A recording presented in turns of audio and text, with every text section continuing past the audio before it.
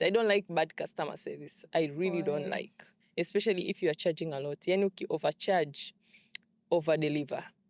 Would you ever consider surgery? Yes, why not? Me too. Kwa sababu ya ile hela. Kwa sababu ya ile hela nitaanza kuona yani hata unavyohema mbona hema kwa nguvu. Sometimes wanasema ukiwa unafanikiwa you have to leave some people behind. Kwa sababu yule mtu ambaye umesoma naye ana expect wote muwe vile vile. Yeah, maisha yakija kupishana mmoja anaanza kufeel kwamba unamuacha and haelewi kwamba ni ukuaji. Wakati wako kwanza mafanikio hayaji in a group kabisa.